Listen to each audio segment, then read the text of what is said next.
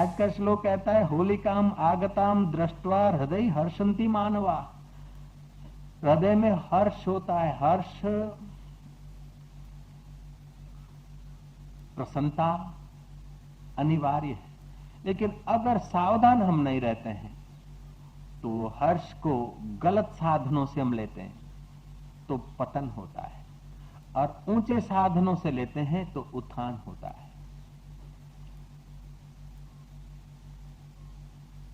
जैसे ये पर्व लोग मनाते हैं, डामर मुंह पे लगा देते हैं, यहाँ गंदे गंदे अश्लील गाने गाते हैं, यहाँ विभिन्न जूतों का हार पहना देते एक दूसरों को।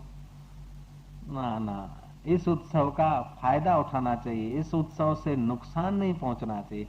आजकल तो लकड़ियों की कमी है, पहले के जमाने में बहुत रही होंगी तो लोग जलाते थे, तो नपी तुली लकड़ी जला दी, घड़ा भर के रख दिया, धान डाल देते हैं, रात भर धान पकता रहता है, दूसरे दिन उसको बांटते, उसको गुगरी बोलते हैं गुजरात में, गुगरी खवाए, आरोग्यता की रक्षा करती, बड़ा फायदा करती है, विटामिन भी उसमें होते हैं, कफनाशक भी होते हैं, और देवों को अर्पण करके कृतज्ञता व्यक्त करने का भाव भी उसमें होता है। तो महाराजा युधिष्ठिर ने श्री कृष्ण से पूछा कि होली का उत्सव कैसे चला। जय राम जी कहते। तो श्री कृष्ण ने कहा कि वैदिक काल में एक राक्षसी ने तप किया, जैसे हिरण्याकश्यप ने तप किया ऐसा ही कड़ा तप किया। तप का मतलब है एकाग्र, और एकाग्र मना होकर आप जो चाहें वो पा सकते हैं। धर्म अनुष्ठान में ऐसी ताकत है कि स्थूल शरीर वस्तुओं में आप चाहे जैसी उथल पाथल कर सकते हैं। उपासना में ऐसी शक्ति है कि आप मन चाहा भगवान देवी देवता प्रकट करके और मन चाही अपनी व्यवस्था करवा सकते हैं। उपासना में ये ताकत है कि आप मन चाहे भगवान प्रकट कर लें। कृष्ण को प्यार करते तो कृष्ण प्रकट हो जाते हैं, विष्णु जी को प्यार करके और उपासना करते तो विष्णु प्रकट हो जाते हैं, राम जी को तो राम जी, और महाराज और किसी देवी देवता को आप उपासना अगर ठीक करते हैं तो आपका मन चाहा भगवान प्रकट हो सकता है। क्योंकि उसके लिए कर्तुम शक्यम अकर्तुम शक्यम अन्यथा कर्तुम शक्यम। अपने इस आश्रम में रमेश भाई है जो शिवलाल काका अपने अहमदाबाद के आश्रम में थे, उनके पुत्र हैं। वो गुरु पूनम को आए थे 1978 से 76 की कोई भी होगी पूनम। साबरमती में नहाने गए तो घूम के गए और आए तो सत्संग चालू का भूंगड़े में आवाज सुन के वो भागते हुए आए तो जहाँ सीढ़ियां है वहां खड्डा रहता था, अभी भी है। तो गुरु पूनम के दिनों में तो चौमासा होता है, बारिश थी तो खड्डे में पानी जाता था 8-10 फुट का। वो तैरना नहीं जानता था, रमेश अभी यहाँ होगा। महाराज वो बेचारा डूब गया, रमेश तो डूब गया, लेकिन छोटी सी बच्ची थी उसके साथ, वो भी डूब गया। अब वो घबराया, लेकिन आया था गुरु पूनम को उपासना की दृष्टि से आया था। भगवान को, गुरु को पुकारा, न जाने किस व्यक्ति ने थोड़ी देर में हाथ थापाथूपी की, बेटी तो पैरों में अथड़ाई, बेटी को फिर पकड़ा, दोनों फिर डूबे। और वो घबराए, तैरना तो दोनों नहीं जानते। फिर सच्चे हृदय से उपासना हो गई फलित। उसी पानी से न जाने कौन से भगवान ने, कौन से गुरु ने उनका हाथ पकड़ा और साबरमती मोटेरा आश्रम के पगथियों पे उसको खड़ा कर दिया। तो जो प्रणाम करने गया त्यों वो सत्व, वो शक्ति अदृश्य हो गई।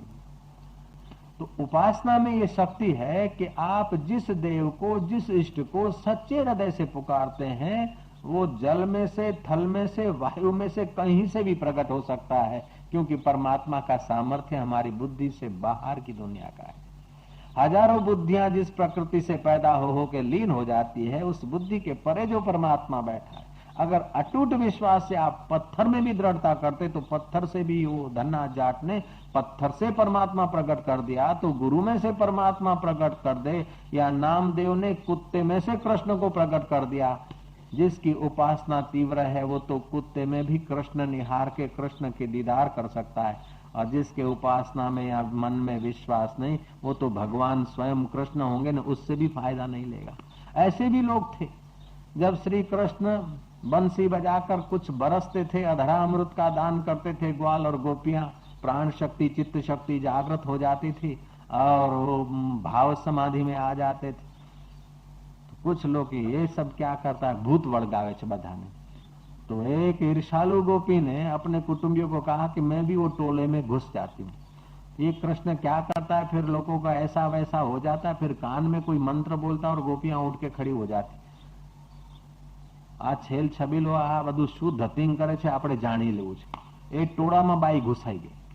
ઘુસી ગઈને રમતા રમતા બંસી વગાડતા વગાડતા कीर्तन करता करता अमुक बीजा ने जेम ध्यान लगे, औरों को ध्यान लगे, ऐसा ध्यान लगने का और भाव आने का उसने धतिंग किया, बेसुध जैसी हो गई।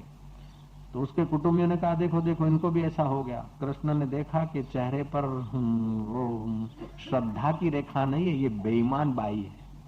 श्री कृष्ण ने कहा इसको तो ध्यान का ध्यान नहीं लगा, इसको तो बाबरिया भूत लगा है, पटनी मिर्ची ले आओ अपने आप भागेगा। मरचा लाइन જરાક નજીક રાખે એટલે બાઈનું ધ્યાન ધ્યાન બધું તૂટી ગયું, જેવાન તેવો મળ્યો વાલો। तो श्री कृष्ण प्रत्यक्ष थे, फिर भी उनमें दोष दर्शन करके कई अभागे लोग रह गए। और जिनके सामने श्री कृष्ण नहीं है, नामदेव यात्रा करके लौटा है, साथी पड़ाव डाल के तंबू तान के कुछ दिन रहना चाहते गंगा किनारे, अपने हाथ की रोटी बना रहे। काला कुत्ता आया, किसी ने कहा यात्रा में काला कुत्ता दिखना शुकन है, दूसरों ने कहा भोजन के समय आना ये शुकन कैसे, तीसरों ने कहा शुकन हो, अब शुकन हो, भगाओ इसको। वो कुत्ता नामदेव के तंबू के आ गया। नामदेव ने एक रोटी बनाकर रखी थी और भीतर गया, घी का कटोरा भूल गया था लेने को। वो काला कुत्ता रोटी उठा के भगा है। नामदेव ने देखा कि ये तो अचानक आए और श्री कृष्ण का रंग भी श्याम और ये भी श्याम है, मानो न मानो मेरा कन्हैया रूप लेकर आया होगा। कटोरी लेकर नामदेव पीछे भगा है। लोगों ने बोला पागल, ये तो कुत्ता है, भड़क के भाग गया। पागल कहने वाले पागल रह गए। नामदेव ने तो अटूट उपासना की और कुत्ते के मुंह से श्री कृष्ण के दीदार कर लिए। तो मैं विनंती करता हूं ये कि उपासना में ऐसी ताकत है कि आपकी जहां दृढ़ भावना होती है, धन्ना जाट ने सिलबट्टे से इष्ट को प्रकट कर लिया, तो अब भाव में बड़ी शक्ति है, क्योंकि भाव निकलता उस शुद्ध चैतन्य सत्य संकल्प आत्मदेव से, इसलिए उपासना में बड़ी शक्ति है। तो धर्म में वह शक्ति है कि स्थूल जगत में तुम उथल पाथल कर सकते हो। उपासना जैसे गांधी जी धर्मनिष्ठ रहे, स्थूल जगत में उथल पाथल कर दी, गोरों को भगा दिया, ये कर दिया वो कर दिया। और लोग भी जितने जितने धर्मनिष्ठ होते हैं और स्थूल जगत में वो अपना एनर्जी अगर खर्च करना चाहे तो स्थूल जगत में उथल पाथल कर सकते हैं वे लोग जो धर्मनिष्ठ हैं। उपासना निष्ठ व्यक्ति अपने मन माने इष्ट को चाहे जिससे प्रकट कर सकते हैं। सिलबट्टे से प्रकट कर सकते हैं, पानी में से प्रकट कर सकते हैं, मूर्ति में से प्रकट कर सकते हैं। उपासना उसकी कैसी है?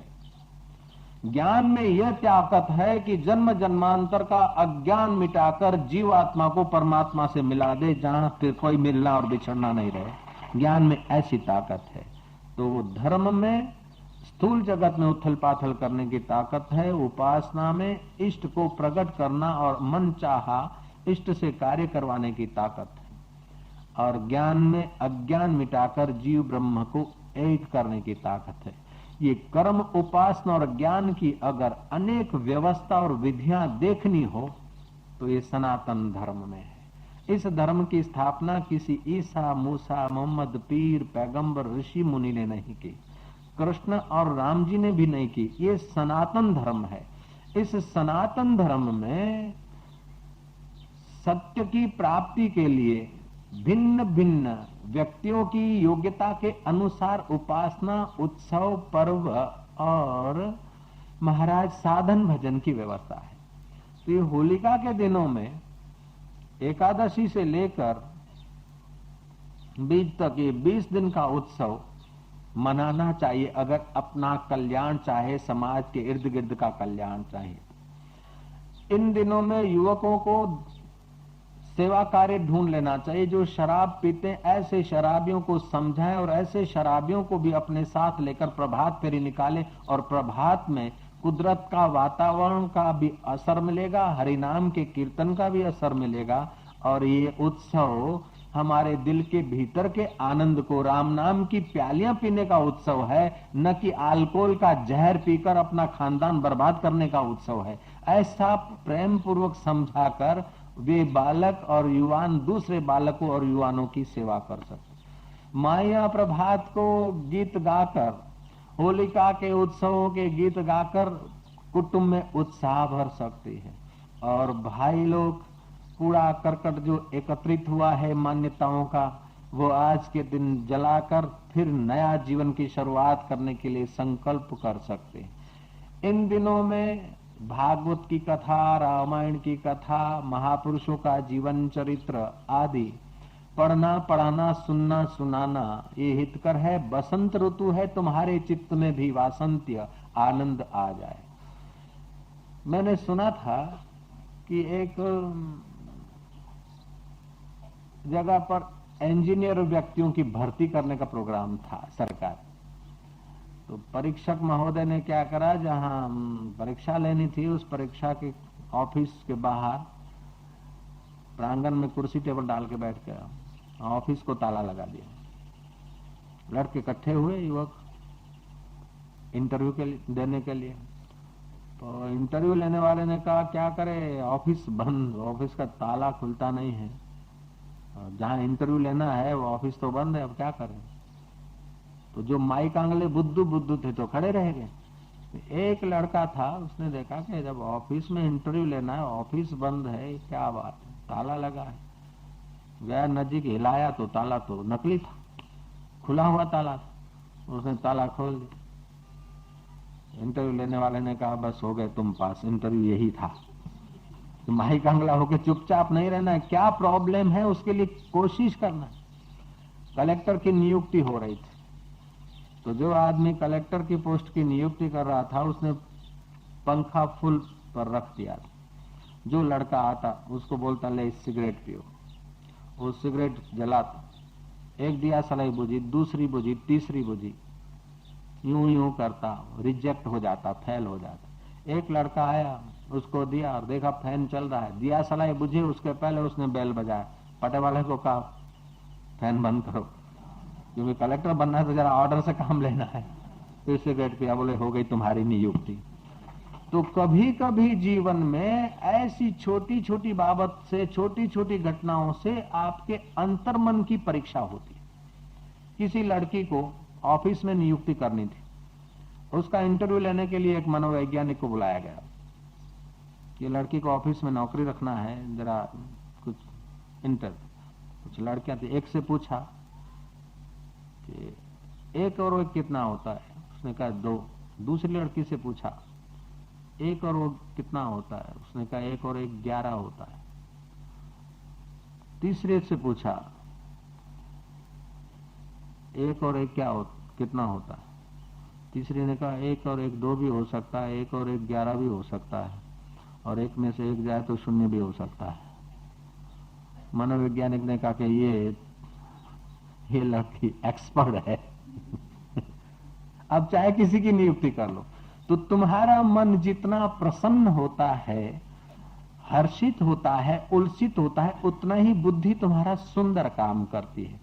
और जितना मन कुंठित होता है उतना भी तुम्हारी बुद्धि और व्यवहार ऐसा होता है। तो आज का श्लोक कहता है होलिकाम आगताम दृष्ट्वा हृदय हर्षन्ति मानवः पाप मुक्तस्तु संजात।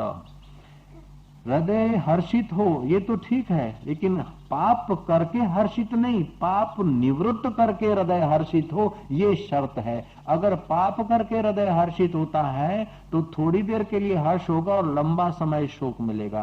पाप निवृत्त करके हर्षित होता है तो वो फिर निवृत्त स्वरूप चैतन्य परब्रह्म परमात्मा के तत्व का, स्वरूप का दर्शन करने का अधिकारी होता है। तो पाप करते हुए जो हर्षित होता है वो अधःपतन की तरफ जाता है, और पाप निवृत्त करते हुए जो हर्षित होता है उसका उत्थान होता है। तो हृदय की शुद्धता आ जाए। एक होती है विचारों की, वस्तुओं की शुद्धता, वस्तुएं कम है, थोड़ी है, और दूसरी होती है हृदय की शुद्धता। वस्तुएं तो है या नहीं, लेकिन हृदय संकीर्ण है। आज के ऐसे पर्व के दिन पर ऐसी वस्तुएं लाई जाए कि सब तक पहुंचे। मैं कई बार भागवत का उस विनोदी प्रसंग का दृष्टांत देता हूं कि प्रभावती श्री कृष्ण को पकड़ने के लिए ऐसा आयोजन करती है कि रस्सियों में घंटड़ियां बांध दी। श्री कृष्ण ने देखा कि आमंत्रण तो दिया है मक्खन चोर कंपनी को उसके बेटे ने, लेकिन यहाँ कुछ गड़बड़ है, छीके में मक्खन होगा कि नहीं वो बात अलग है, लेकिन यहाँ रस्सियों में घंटड़ियां हैं। श्री कृष्ण ने हुक्म दिया घंटड़ियों को कि हे शब्द ब्रह्म, गमे तेम थाय, हमारा साथियों अडे हलावे तो पण तमारे वागवू नहीं। બધા કૂદી પડ્યા, ખભા ઉપર ખભો મૂકીને ટોચે ઠેઠ તો કનૈયો પહોંचे ठेठ तो, और छीके में हाथ डाला। आज तक तो मक्खन बांट के खाते थे, पहले साथियों को खिलाते थे, बाद में खाते थे। कुटुंब के बड़े को, समाज के बड़े को, आश्रम के बड़े को, संस्था के बड़े को ये उचित है कि जब खान पान या पहनने का या मान का प्रसंग आए तो अपने से छोटों को मान दिलाओ, खान पान में पहले उनको संतुष्ट रखो। जब प्रॉब्लम आए तो पहले आप आगे जाओ तो आप कन्हैया की नाई प्यारे हो जाओगे। ऐसा नहीं कि प्रॉब्लम आए तो साहब एयर कंडीशन रूम में घुस गए और माल मिले तो आगे आ जाए। फिर ऐसे नेताओं के लिए लोगों में से मान चला जाता है, क्या तो आज चौदसिया है, ऐसा भी बोल देते हैं। जो समाज का हित चाहते हैं, समाज का स्नेह संपादन करते हैं, समाज की भलाई में लगते हैं, उन लोगों का दर्शन, राजाओं का दर्शन, उन नेताओं का दर्शन लोग बड़े प्यार से करते हैं। लेकिन जो समाज से धोखा करके, समाज का शोषण करके विलासी जीवन जीते हैं, उन नेताओं के प्रति समाज ऐसी ही निगाहों से देखती है। तो कुटुंब और समाज के बड़ों का ये नैतिक कर्तव्य है कि जब प्रॉब्लम आए तो आप आगे आए हिम्मत करके, और कुछ बांटने का और सुख देने का हो तो औरों को आगे करे। यश मिले तो अपने साथियों को आगे करे। जो यश बांटता है उसका यश टिकता है, जो यश को पकड़ रखता है उसका यश भाग जाता है। जो मान बांटता है उसका मान टिकता है।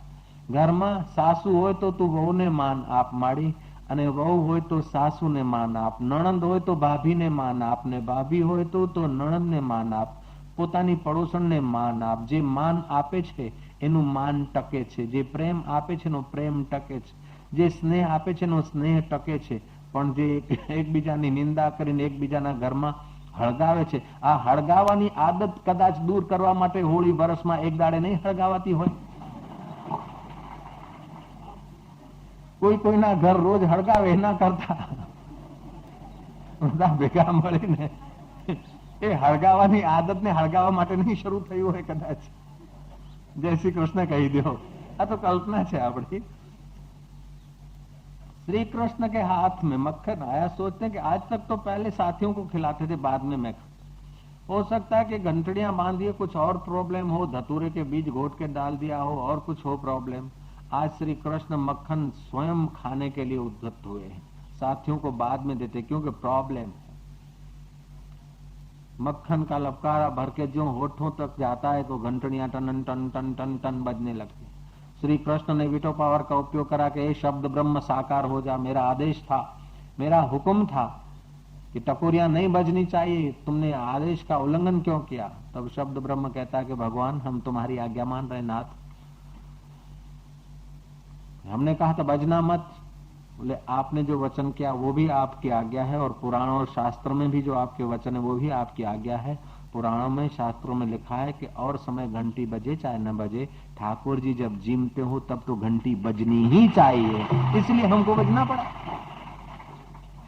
तो होलिका उत्सव के समय भी समाज के अड़ोस पड़ोस के लोग, ऐसा नहीं कि छाने और लकड़ियां चुरा चुरा के जवान लोग जला दे और होली हो गई, नहीं नहीं, थोड़ा छोटा मोटा अपना कुछ डाल दिया और फिर बहुजन हिताय बहुजन सुखाय की भावना किया। और वहां जो अर्पण किया वो हमारा नहीं, कृष्ण अर्पण, होलिका अर्पण, देव अर्पण करके ये इष्ट का है, भगवान का है, तो ये भगवान का समझ के, भगवान सब में है ऐसा समझ के प्रसाद बांटा जाता है, प्रदक्षिणा की जाती, रंग की पिचकारियां लगाए, केसुड़े का रंग अच्छा सुंदर, अबील गुलाल आदि, ये जो गुलाल आदि है, पहले ये मिश्रण नहीं, अभी तो ऐसे रासायनिक पदार्थों से रंग बनते ना, सचमुच में अपने हितैषी को ये रंग लगाना नहीं चाहिए, शत्रु को लगाना चाहिए। और शत्रु जो दूसरे को देखता है तो वो दूसरा भी उसको शत्रु देखता है, तो इस रंगों से एक दूसरे का स्वागत नहीं होना चाहिए। शुद्ध रंग मिल जाए तो ठीक है, नहीं तो आज तो टोटी लेके पानी की पिचकारी से हम लोग नहाए थे, सब लोग झूमे थे, नारायण नारायण, मजा आई। કેટલાક સાધકો એ બાજુ આવ્યા था नदी बाजू में, પછી લઈને टोटी एक बिजान बराबर धमधमाया था। सहज में हो गया, कोई प्लानिंग नहीं था। तो युधिष्ठिर पूछते हैं श्री कृष्ण से कि होलिका का उत्सव कैसे चला। जय श्री कृष्ण कही दो। पौराणिक जगत के कुछ भक्तों का, कुछ लोगों का ये मानना है कि श्री कृष्ण को पूतना ने जब पैपान के द्वारा विषपान कराया तो श्री कृष्ण पैपान करते करते उसके प्राणों को भी नोच लिया। वो राक्षसी मरी तो इतनी लंबी चौड़ी विशाल काय वाली को जलाने के लिए ग्वाल गोपों ने कोई छाना लाया तो कोई कंडा लाया, कोई लकड़ी लाया, कोई ठूंठा लाया, सब भेगा करके जला दिया राक्षसी को। तब से होलिका चलती। कृष्ण से युधिष्ठिर ने पूछा कि होलिका कैसे मनाई जाती, कब से चली। श्री कृष्ण ने कहा कि रघु राजा के जमाने में एक राक्षसी ने तप किया और वरदान मांगा कि मैं न पुरुष से मरूं, न स्त्री से मरूं, न अस्त्र से मरूं, न शस्त्र से मरूं, और मन चाहे उन लोगों का रक्तपान करूं। जैसे करकटी ने ब्रह्मा जी से वरदान लिया था, तो उसने शिव जी से वरदान लिया, शिव जी की उपासना की उस राक्षसी ने। उसका नाम डूंडा भी बोलते हैं, अब भ्रष्ट करके ढूंढा भी बोलते हैं। उस राक्षसी, डूंडा नाम की राक्षसी, ढूंढा भी बोलते हैं, कहीं ढूंढा भी बोलते हैं। तो ढूंढा ने वरदान लिया तो शिव जी ने कहा अच्छा स्त्री से तो नहीं तेरे को भय, पुरुष से भी नहीं, अस्त्र से नहीं, शस्त्र से नहीं, तेरे को किसी से भय नहीं, लेकिन नन्हे मुन्ने जो बच्चे ने वो अगर तुझे भगाए तो तुझे भागना पड़ेगा। अब वो राक्षसी बच्चों का ही शोषण करने लगी। प्रजा में हाहाकार मच गया। रघु राजा ने गुरु वशिष्ठ की शरण ली। गुरु वशिष्ठ और नारद जी ने उपाय बताया कि इस प्रकार वो दुंडी का विनाश करने के लिए एक उपाय है कि फागुन की पूर्णिमा, आज का दिन, संध्या के समय लकड़ियां इकट्ठी करके और मंत्रोच्चार किया जाए। उस मंत्रोच्चार से राक्षसी को वहां प्रवेश करा दिया जाए और फिर दे मारो अग्नि के दूसरे बच्चों का शोषण करने वाली वो राक्षसी पूनम के दिन विदा हो जाए। ब्राह्मणों के लिए कहा गया कि उस होलिका में, उस अग्नि में आहुतियां देकर मंत्रोच्चार करके समाज की सुरक्षा, समाज की तंदुरुस्ती आदि की भावना करे और शुद्ध वातावरण पैदा करे। खैर, उत्सव के प्राचीन होने के कारण कई कथाएं, कहानियां जुड़ जाती, कुछ भी हो, लेकिन ये होलिका उत्सव प्रसन्नता लाता है, आनंद लाता है। सच्चरित्रता अगर समझ के उत्साह कर उत्सव करें तो सच्चरित्रता लाता है, स्नेह लाता है। तो इस उत्सव के साथ हम लोग आज ये संकल्प करें कि होलिका का उत्सव जैसे वो राक्षसी जल गई, ऐसे हमारे चित्त में भी आसुरी वृत्तियां हैं, उनको हम दग्ध करें। ब्राह्मण आहुति देते, ऐसे हम काम, क्रोध की, भय, शोक और चिंता की आहुति देकर अपने में तेज प्रकट करें। जीवन निर्माल्य नहीं होना चाहिए।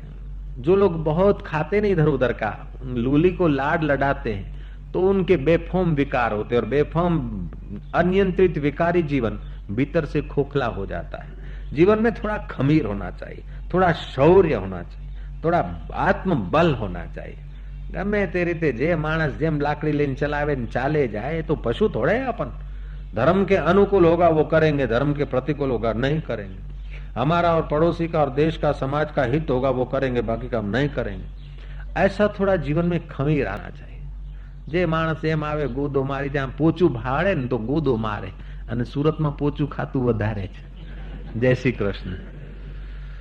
नारायण नारायण नारायण। पहले हम श्री राम जय जय राम अथवा राम राम गाए जा, इस प्रकार की धुन कराते थे। रकार, अकार और मकार, रकार से सूर्य तत्व, मकार से चंद्र तत्व, जीवन शक्ति और भाव शक्ति का विकास होता है। भावनाएं तो हम लोगों के पास है, लेकिन भाव शक्ति के साथ साथ अगर जीवन में अगर प्राण शक्ति नहीं होगी तो भावना तुम्हारी कोने में पड़ी रह जाएगी। इसलिए ब्रह्मा जी ने राम नाम के साथ हरे शब्द जोड़ दिया, कृष्ण के साथ हरे शब्द जोड़ दिया ब्रह्मा जी ने। ब्रह्मा जी का बनाया हुआ मंत्र है हरे राम राम राम हरे हरे, हरे कृष्ण हरे बोलते क्यों? श्री कृष्ण बोल देते, श्री कृष्णम शरणम मम बोलते थे, हरे क्यों जोड़ा? जब हकार बोलते हो, हरे हर हर हर बोलते हो, तो आपके नाभि केंद्र में सुषुप्त जीवन शक्ति में आंदोलन पैदा होते।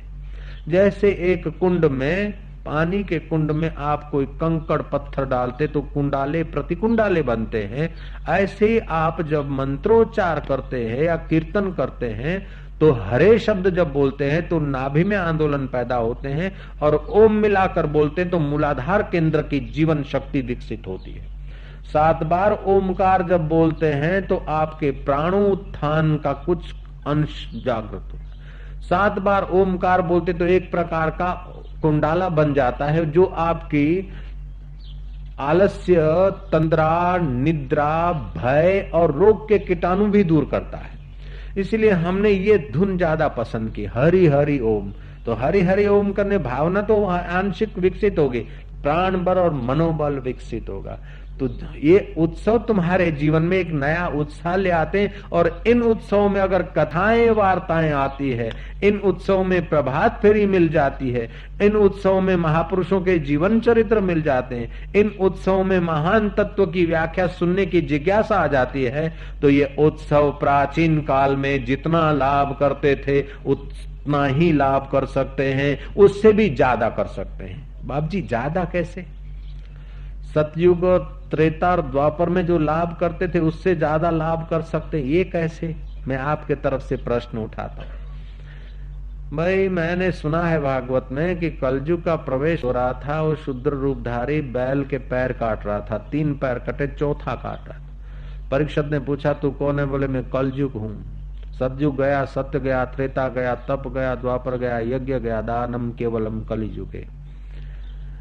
तो इन दिनों में, इस उत्सव के दिनों में दान पुण्य भी किया जाता है आदि आदि। खैर, तो कलयुग ने बताया कि मैं ऐसा ऐसा हूं, कलयुग में भाई भाई संपत्ति के लिए लड़ेंगे, स्त्रियां थोड़ी निर्लज जैसा व्यवहार करेगी, गौ का मांस बिकेगा, और राजा लोग प्रजा का शोषण करेंगे, सुवर्ण में, दारू में, शराब में, जुगार में मेरा निवास होगा। मानवी तन का रोगी, मन का मलिन और अल्प बुद्धि का होगा, ऐसे मेरे में दोष है। उठाया तीर कमान, परीक्षित ने उसको मारने को तैयार हुए। कलयुग ने कहा सुन लो, मेरे में दोष तो बहुत है लेकिन एक सद्गुण बढ़िया है। सतयुग में 12 वर्ष तप करने से जो पुण्य होता था, कलयुग में 1 माला घुमाने से होता है।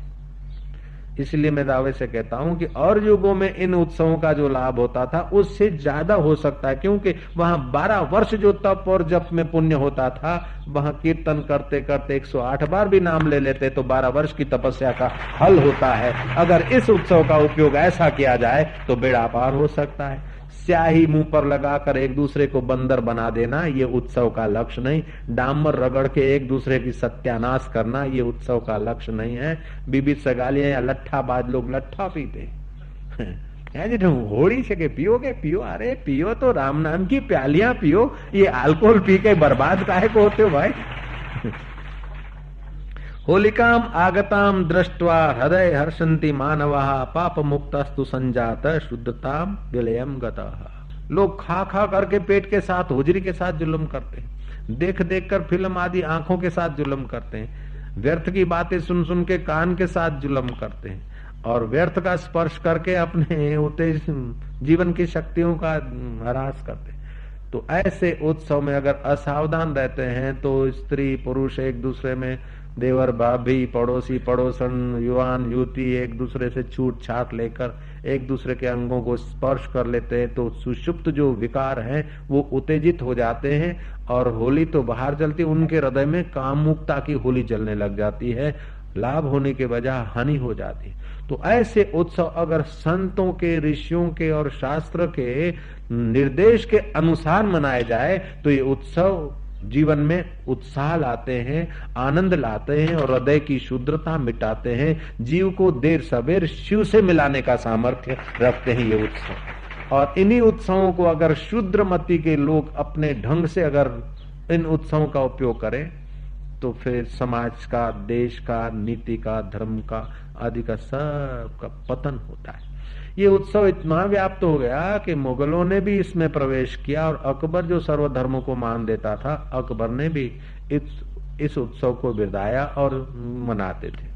ये उत्सव, होली का उत्सव किसी विशेष व्यक्ति या किसी विशेष जाति के लिए नहीं, लेकिन ये उत्सव तो उल्लास पैदा करने के लिए, आनंद पैदा करने के लिए वसंत ऋतु में आया है, तो हृदय की वासंत्य जगाने के लिए, इसलिए बहुत लोगों ने इसका लाभ लिया। तो मैं चाहता हूं कि आप लोग ये होली के उत्सव के बाद धुलेटी आती, जय श्री कृष्ण, आवती काले धुलेटी होलिका का उत्सव पूरा होते ही दूसरे दिन प्रभात धुलेटी। लोग एक दूसरे पर धूल डालते थे, मुल्तानी मिट्टी से नहाया जाता था। धूल का अगर ठीक उपयोग करे तो हाथ मलने में भी धूल काम आती है, तो चमड़ी को रगड़ने में भी धूल काम आती है। और ये शरीर धूल में मिल जाएगा, उसकी याद दिलाने के लिए शायद धुलेटी उत्सव नहीं मनाया जाएगा। ये शरीर धूल से पैदा हुआ है, धूल में जी रहा है और धूल में मिल जाएगा, इसका अहम मत कर। तेरे पास धन है तो धन दाता का है, तेरे पास अमानत है। तेरे पास रूप और सौंदर्य है तो सौंदर्य उस सौंदर्य दाता का है, तेरे पास इसकी अमानत है। तेरे पास अगर सत्ता है तो उस सत्ताधीश के सहारे, ये पतंग सत्ता का पतंग जो चग रहा है उस सत्ताधीश के सहारे है, इसका गर्व न कर। तो गर्व आदि को धूल में मिटाने के लिए अथवा देह अध्यास को धूल में मिटाने के लिए एक दूसरे पर धूल छांट कर याद दिलाते होंगे कि धूल छांट के उतार दो, ताकि जैसे तुम्हारे हाथ में मैल होता है, हाथ मैले होते ने तो धूल लेके आदमी मांजता है, वो मैले ज्यादा होते लेकिन पहले की मैल को भी ले जाते हैं। राख लेकर आप हाथ मांजते न तो हाथ की मैल को भी राख ले जाती। ऐसे ही अगर अंतःकरण में, व्यवहार में आप जीते हैं तो जरूर संसार की धूल तो आएगी थोड़ी। तो वर्ष भर में एक ऐसा उत्सव हो कि ये तुम्हारे अंतःकरण में आई हुई धूल तुमसे न मिटे, तो तुम्हारे मित्र तुम पर डाले और तुम मित्र पर डालो। एक दूसरे के अंतःकरण की, देह अध्यास की, विकारों की, अहंता और ममता की धूल मिटाने के लिए धुलेटी उत्सव कर दो। नारायण नारायण नारायण नारायण नारायण नारायण, हरि ओम।